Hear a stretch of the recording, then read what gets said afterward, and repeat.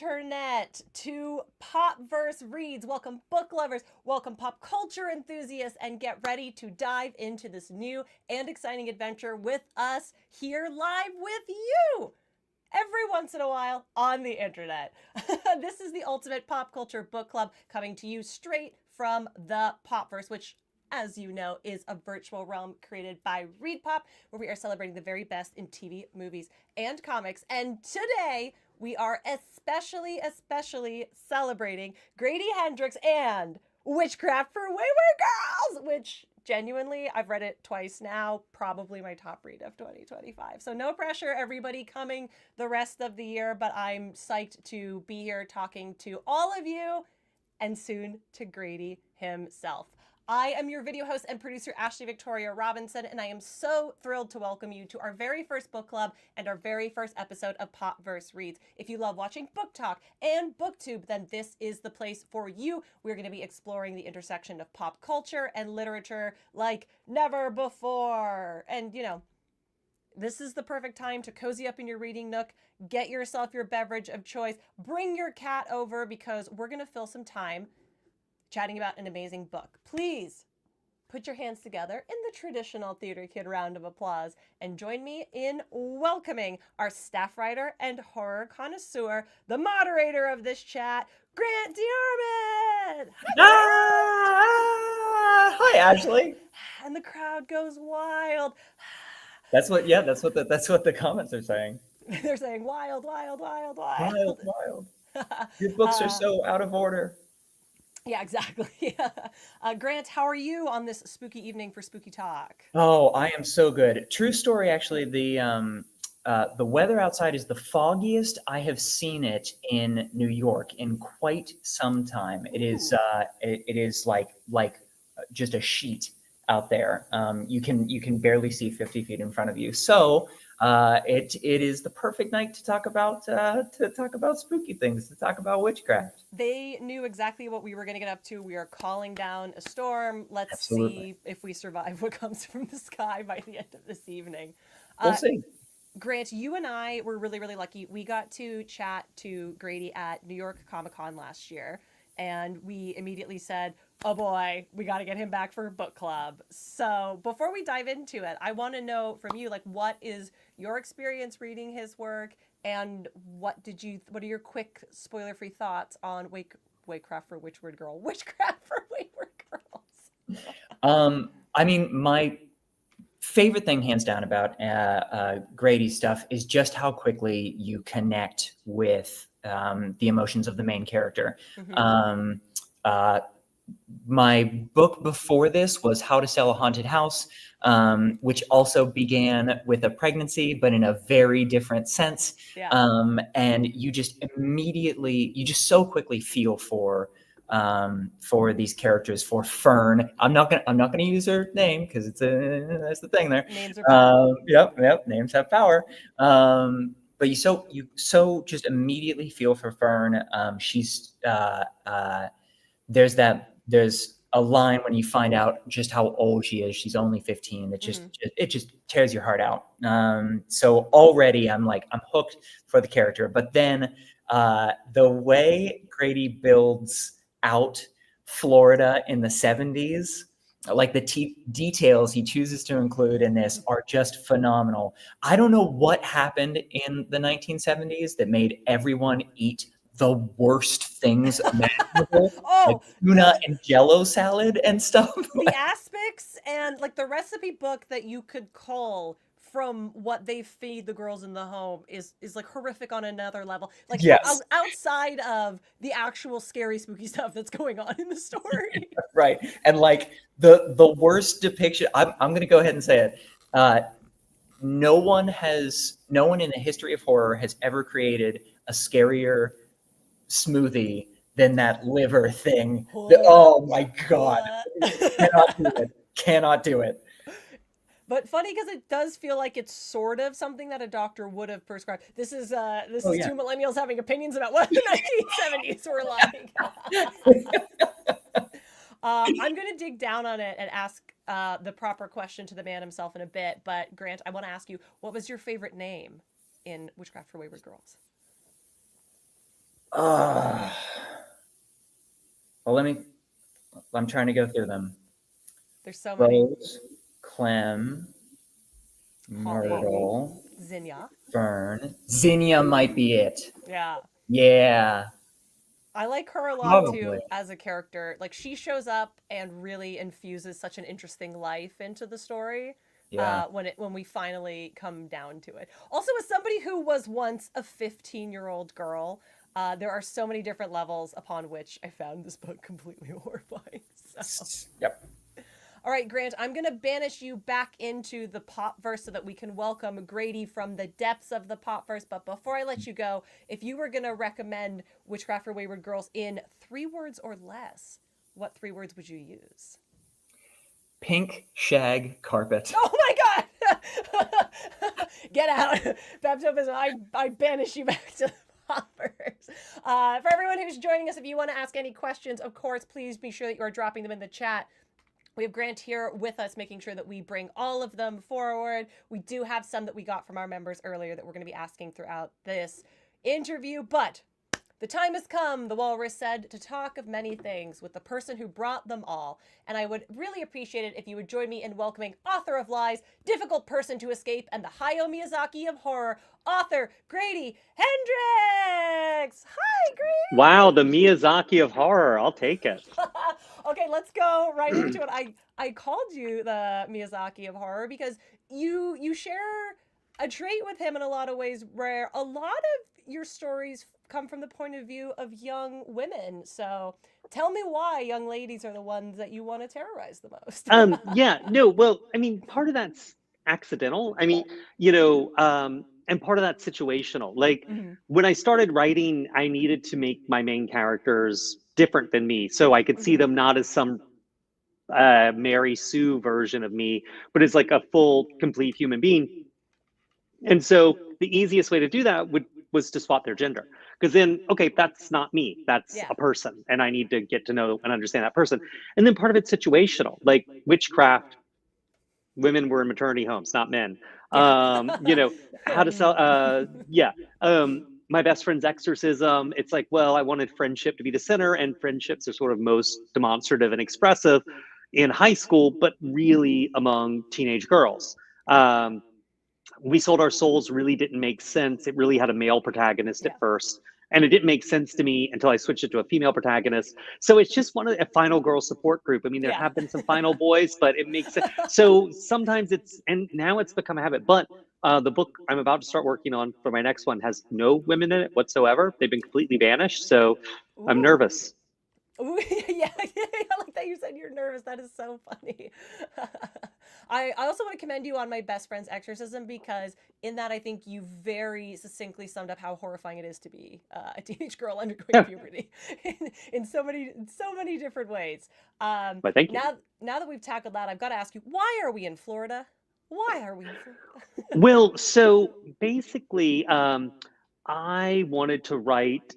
I was coming up with this book, and one of my sisters was giving me shit about, because I had said, people from Charleston are so obsessed with Charleston, and my sister was one of my, definitely, and one of my sisters was like, oh, says the guy who's written all these books set in Charleston. So I was like, God damn it, I gotta find a new location. And so I was looking down the East Coast. I was like, I need an East Coast historical city that's has a long past, and there you go, Savannah, and then right after that comes St. Augustine. Nice. Also, just that refrain of like, why are we in Florida in the opening? Yeah.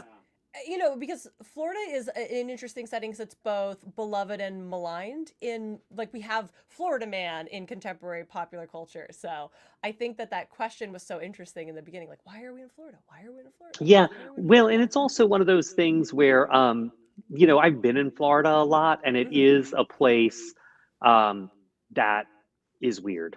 There's just no two ways around it. But there is great beauty there at the same time.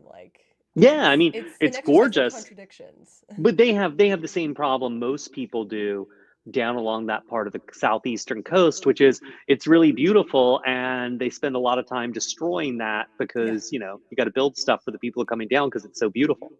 So the next time you're looking for a challenge, you'll be setting a book in Alaska? No, I got to keep it Southern. I can't. I'm incapable of leaving my region. So, I mean, I have. So the next one was going to actually be set in um, Oregon, but I wound up realizing I was a lot more comfortable if I set it in upstate South Carolina. So my sister's right again. Oh, I know that Witchcraft for Wayward Girls was inspired by some of your family history. So I guess what I really want to drill down on was what was it like to be raised by witches? Yeah, no, it's it's not any different than being raised by anyone else, really. A little bit more baby eating, but beyond that, I mean, Uh-huh, pretty similar. Yeah. So, where did you come up with the name? And now that I didn't ask you before, I'm afraid I'm going to pronounce it wrong. Neva. Ooh. yeah. Cancel. It's funny, that name just sort of popped into my head, but I've actually got a nonfiction book coming out this summer and about called These Fists Break Bricks, about kung fu movies coming to America. And I realized after I wrote Witchcraft, because I started working on this book with my co-author Chris Pajali, 2019. So I realized that one of the people we interviewed a lot, who was a big part of the book, was a woman named Neva Frieden, so who's passed away since we started writing the book. So she's kind of named after her, but it was subconscious. I just think it's such a beautiful name that I'd never heard of, and I assumed because you're such a genius that you had No, come up with thank it. you. And Yeah. it's a magic I appreciate it. I am a genius. You are a Thank genius. you. Look, I said we were going to come and talk about how great you are, and so here you find yourself stuck with me telling you how great you are. But further to the naming, I always find you very particular about the naming conventions that you choose. And when people come to Wellwood House, they get a new name. We're not doing government names, which is Right. I'm sure something that was actually done in homes at the time, but is also a very witchy thing to do. So how did you intentionally come up with every girl's name? And at some point, did you run out of plants to name them after? Yeah, that was tough. I started it. I was like just looking for 70s names that don't get used much anymore. And then I realized very quickly, oh, there's an ivy. There's as long as you're willing to name a kid Petunia, there's plenty of plant names. It's like, oh, I could stick with that. But yes, there were times I had to stop at one point and sort of brainstorm plant names. And I actually was just wondering if I had. Yeah, I think I got them all. Brioni, Tansy, Flora. Yeah, I covered them all. All the ones I came up with, I used. I don't think there were any plant names that went unused.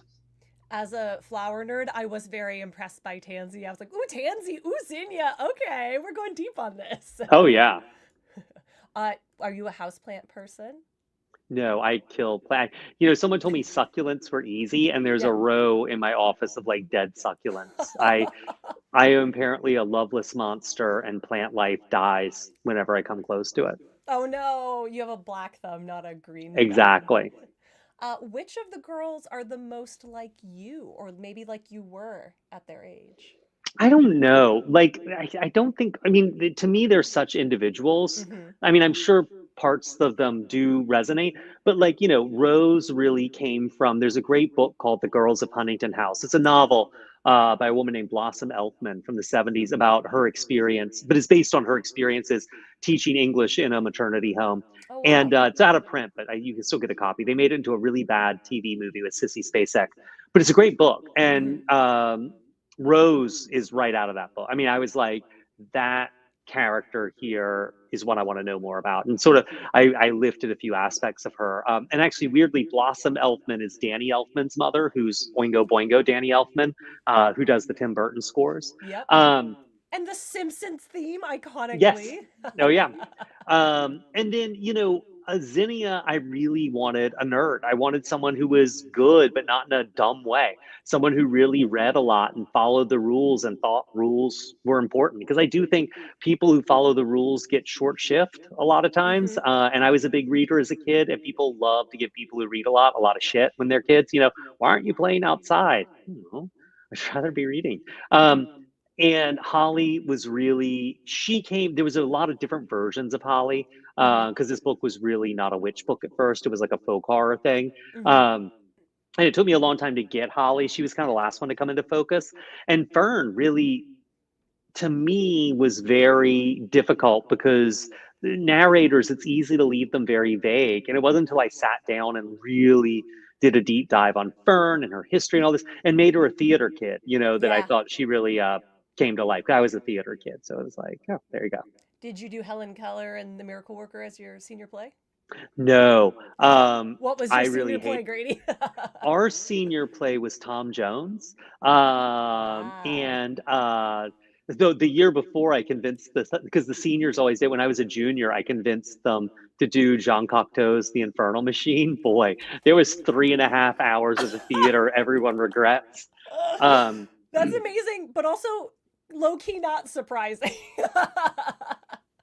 But yeah, so I know I was a big theater nerd. Same. And that's why we're here now. I liked what you said about Zinnia, how like rule followers kind of get the short end of the stick for following the rules, even though they're just trying to do their best, because she does come off that way initially, but I found a lot of quiet strength in her, and she does become such an important support for Fern and Holly physically and emotionally toward the end. So I really enjoyed like her journey and how you were able to bring that out of her for us. Oh, thanks. Yeah. But she's right over and over again. Zinnia's right. Like, yeah, she's like the smart one here. Like, and and she more than any of, I mean, not so much, but more than any of the others, Zinnia really is at peace with who she is. Like, she's very, and she has a terrible relationship with her mom, but like, she's really comfortable in herself, like in a way the other girls aren't so much. And I really chalk that up to the fact that she has a very clear negative aspiration, her mom. Like she knows exactly who she doesn't want to be. And also the fact that she reads a lot. Like I really like, I don't know, to me, reading was such a huge part of growing up. And kids who didn't read as much, I just felt sorry for. I don't know what you did with your time, honestly. Yeah. When I was reading Witchcraft for Wayward Girls, I loved the bookmobile aspect and the librarian and the idea that like books are your gateway to magic. Like you had me Googling, is How to Be a Groovy Witch a real book? I was going to buy it on eBay if it was possible. I was like, I'm dying to see what this book is. Yeah, someone actually made a copy of it that they gave to me. I know, which is very cool. But there's a book called there's a book called How to Be a Sensual Witch. Yes, that was sort of a cheap paperback at the time, and I sort of stole that a little bit. Well, How to Be a Groovy Witch might be a fun zine, might be a fun convention exclusive. I think we would all really love to see that. Just going back to the Blossom Elfman book, is that where you got the name Blossom for Rose's daughter? No, but maybe. Like I didn't do that consciously, but I was like, I'm sure I pulled that out of like the back of my skull. That book sat on my desk for 2 years with my other research books, so I'm sure that's where it came from. So obviously research is a huge part of your process, and I would love to know how you went about parsing which pantheons and which type of witchcraft you were going to include, because we have root magic, which isn't something that until really recently has been like recorded or even, dare I say, respected for lots of reasons, including racism.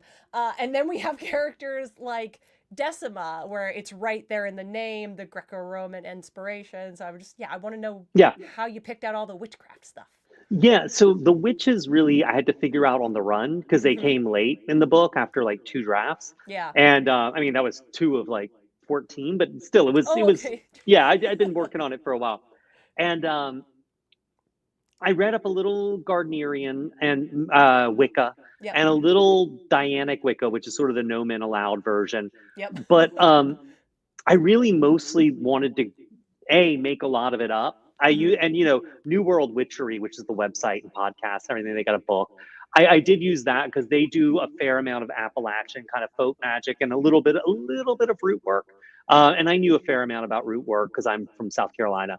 And so I pulled a little on that, but really went back a lot to sort of Greco-Roman classical witchcraft, Hecate, all that stuff, because I didn't want to tread too much on traditions that people still practice. Like, I mean, Gardnerian Wicca is pretty widespread.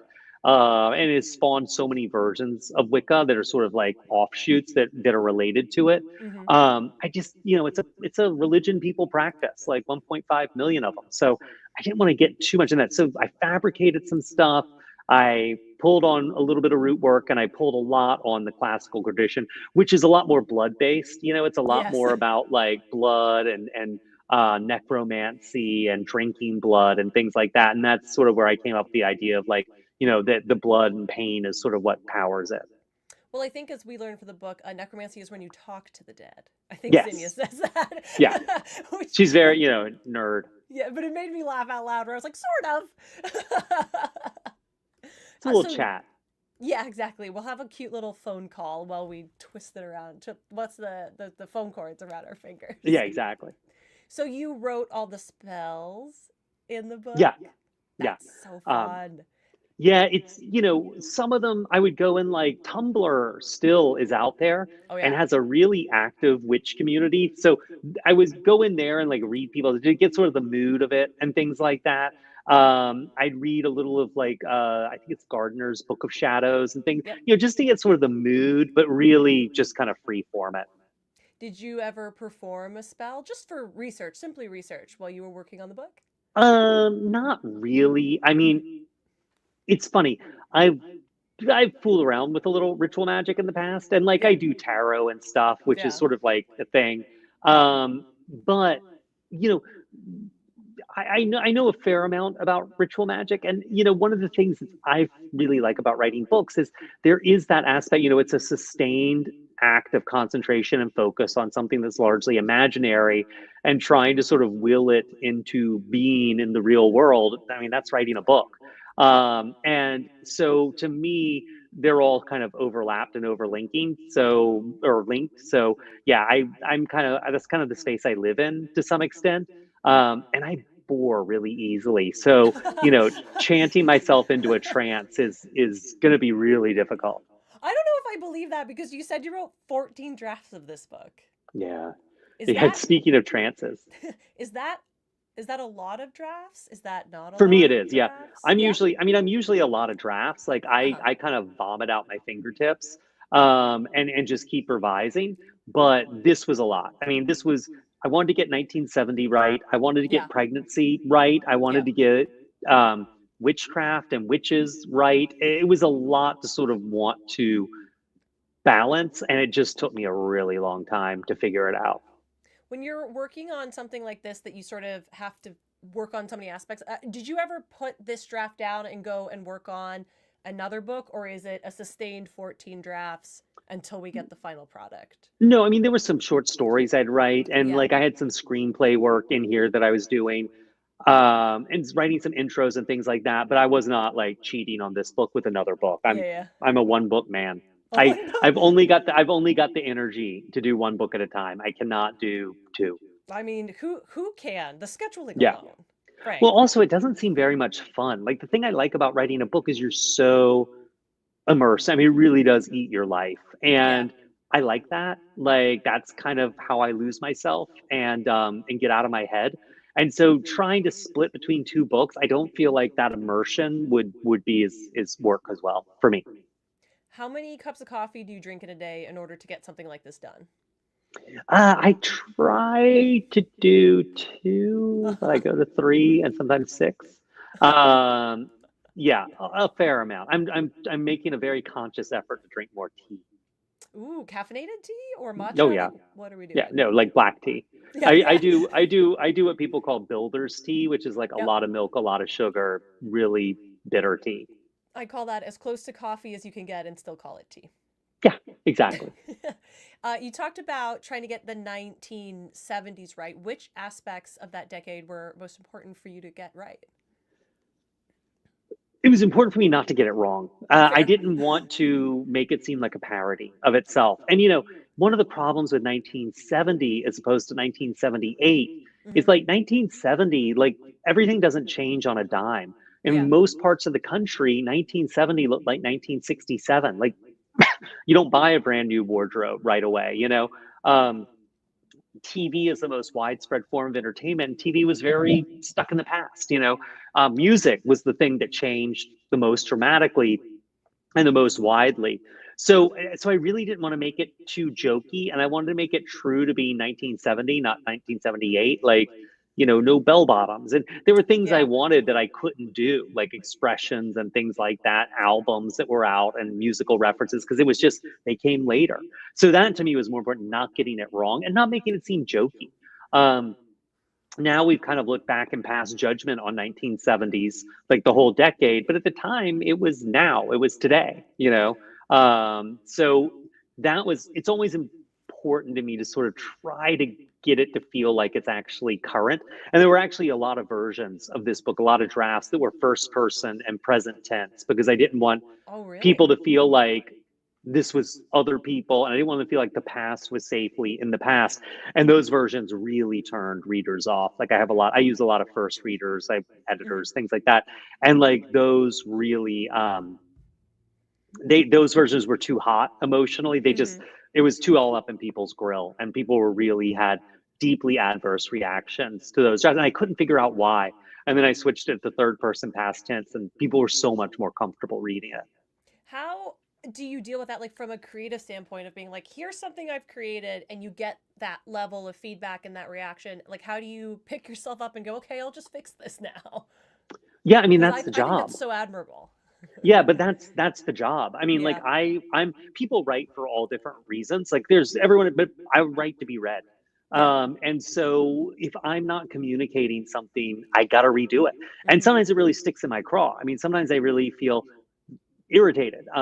But there's often like, I want to find what that note behind the note is, and I'll fight for stuff, but I'm usually wrong. And that's the job. It's figuring out, and I was really angry a lot of the time when I wrote this book, because I really liked these girls and felt a lot of empathy for them. And people who were reading it were having really adverse reactions. They really hated them. And that really frustrated me, that what I had in my head was not coming across at all.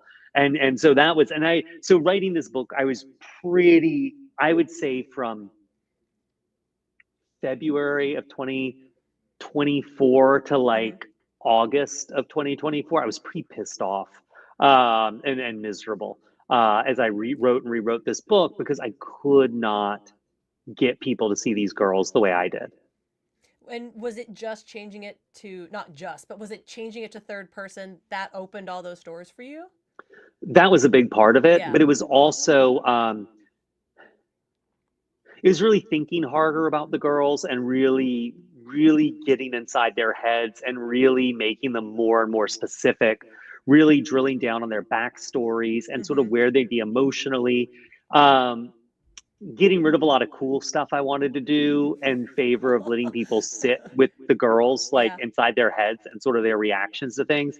A big part of it was,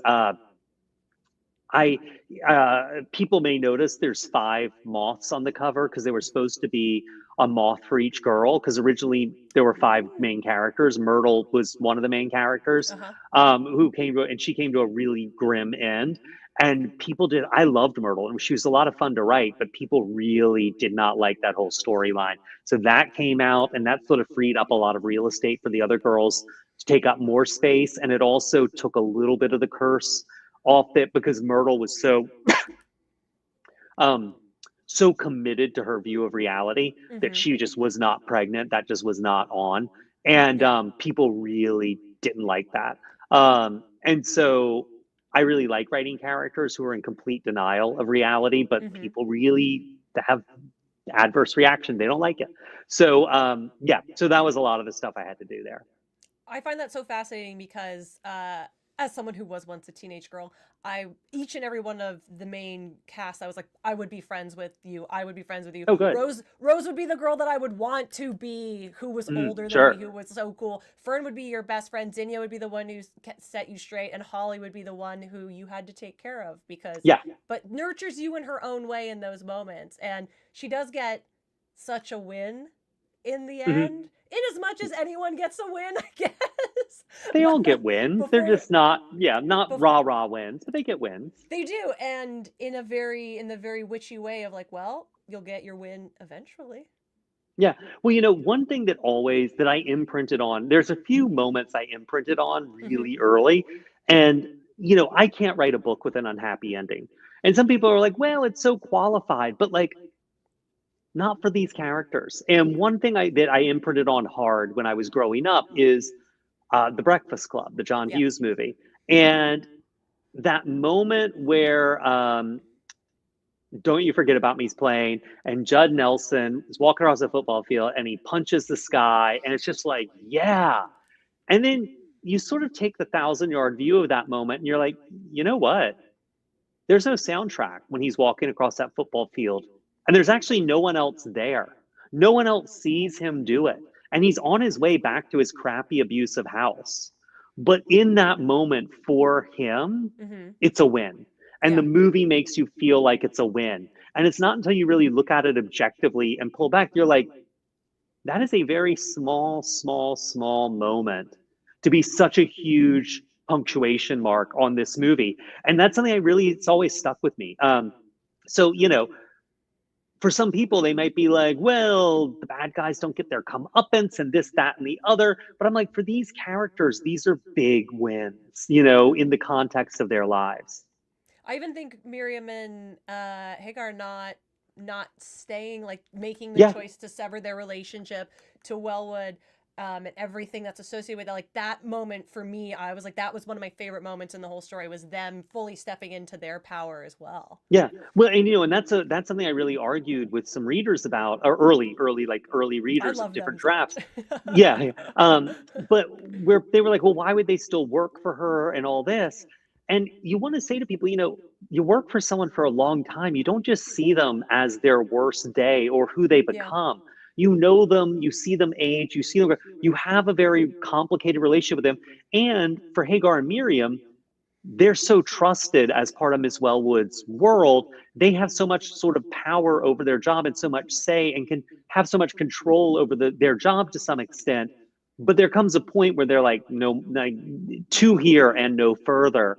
And, definitely I had some early readers who were like, well, they're just doormats. And I'm like, well, in the context of two Black women in 1970 St. Augustine, Florida, I would suggest they're not doormats, but I see your point of view. I see you. They also give us maybe the only window that we have to have any empathy with Miss Wellwood. Like, obviously there is background information that is sprinkled throughout the book, especially in the latter half, where you're like, okay, I can sort of understand her, but her greatest moments of humanity are also with them, even though they also and she's the most cruelty. And she's the most human. And that's one reason she lashes out at them so hard, because they've seen her vulnerable. They've seen her, in pain and needing things and exposing kind of that side of herself. And it's one reason she comes down so hard on them. And I will say, you will never allow me to look at my beloved eel sushi the same ever again after. Well, eels are weird, dude. Eels are so weird. But they're tasty. Oh, they're delicious. Yeah, my wife won't eat them, but like I'm all about eels. But no one has ever seen eels reproduce. Yeah, like they swim. They go to the Sargasso Sea, and my sister gave me a book about eel reproduction, and it is wild. It's called The Gospel of the Eels. And you're just like, how does this animal exist? Your sister is iconic. She's like, she calls you out on all of your tropes and gives you books on eel reproduction. Well, there's three. There's three sisters. Yeah. They share it. Triple-faced God. Yeah. As we're wrapping up, I've got to ask you, you've dispensed a lot of really interesting advice, but lots of people watching this and lots of people in advance have asked, what is your advice to aspiring writers and aspiring creatives? And I know that's such a huge question. No. I mean, look, there's sort of three things that really help me. One is you have to finish stuff and you have to give it to other people to read and then take their feedback. If someone tells you something's wrong with what you've read, they're always right. Always, every single time. If they tell you how to fix it or they try to tell you what's wrong, they're 100% wrong every time. But if they're not, like oftentimes someone says there's something wrong with this ending, and really that's because there's something wrong with the beginning. But if you're writing to be read, you need people reading it, even if you don't think it's ready, so that you've got to be taking their feedback on board rather than just being defensive about the decisions you've made. That's one of the most essential things. The other thing is, for years, I've kept a calendar thing on my desk, and I write down my word count every day. And it's like, I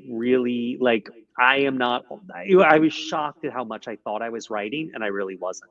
And that was a huge game changer for me. And then the third thing is, I've been writing as a journalist for a while and doing short stories here and there and this, that, and the other. But going to a writing workshop really changed. And the most demanding one you can find is the one you go to. I went to Clarion, which is out of UC San Diego. It's like a 6-week program. And it's a short story every week, and it gets critiqued every week. And that was really, I really realized I need to either get serious about this or stop taking up space about like in other people's stuff and at the workshop. And I realized that everyone there was mostly younger than me and mostly knew more about genre than me and was more committed than me. And I was like, either I step up or I become the asshole here. And then the other thing, yeah, exactly. And then the other thing, it's you really got to stop taking shortcuts, and that's something I do all the time. I'll often, I'll say in first drafts, you'll see language like there were a lot of rusted cars in the front yard, for example. Well, how many? 100, 10, 2, 1? Like, and also they're not cars. No one looks at something and says car. Depending on that character, you're saying Cadillacs or dune buggies or vans or Volkswagen. Like, you know what I mean? Like, you really got to be specific about stuff and think it through and unpack all those sort of vague generalities. And that's something that's a real struggle for me, but I try. That's why you do all the research. Exactly. And then lastly, but not leastly, because here in the Popverse, we celebrate the best in TV, movies, and comics. What are you geeking out about that you're not working on? So what are you into right now? Eels? Yeah, exactly. Eels, mostly eels. I'm in sort of a weird position right now where I'm getting ready to start a new book. So I'm trying to wrap up a lot of commitments. Yeah. So I'm a big, since for a long time, I lived in Hong Kong for a little while and I love Hong Kong movies. So I'm committed to writing a lot of intros to a lot of Hong Kong stuff that's getting reissued and on Blu-ray and 4K and things.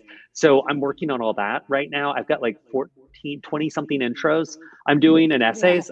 So that's sort of where my head is. But I will say, and I think they'll be coming out later this year, but they're from the 80s, the Chinese Ghost Story series, Chinese Ghost Story 1, 2, and 3.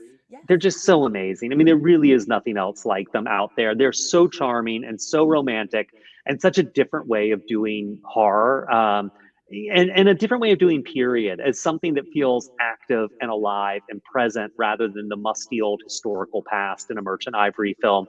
So that's where my head is right now. That's amazing. All I want to do now is go watch a Sammo Hung movie, frankly. Oh, I know, right? He's the best. He's underrated. I'll fight anyone that he's the best of that school of creators. Yeah, I know. Eastern Condors, so amazing. Oh my God. Yes. Okay.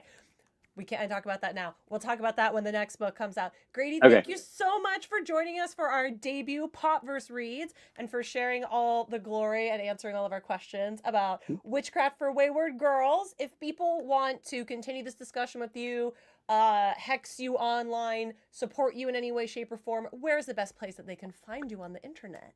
Yeah, so just GradyHendrix.com. That has a link to my podcast and all my social media stuff. So it's just my name.com. It's easy.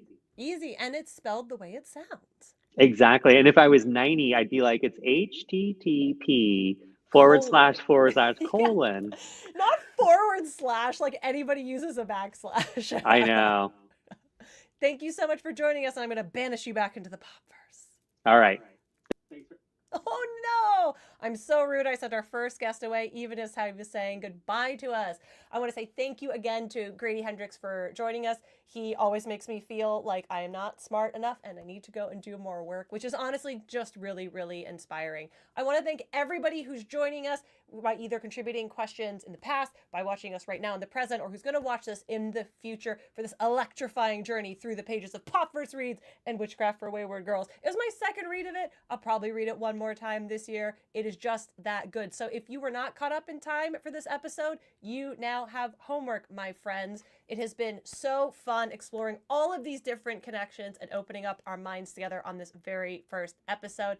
Thank you so much to Grant DeArmitt for joining us and helping us keep everybody under control and sharing his beautiful opinions at the top. We will see more of him in a future Popverse Reads. I have been your video host and producer, Ashley Victoria Robinson. For more bookish content, be sure that you are visiting thepopverse.com, where we're celebrating the best in TV, movies, and comics, and books. More books this year. Tell us what books you want us to talk about each and every single day. Come back soon for more Popverse Reads, and my friends, I will see you next time.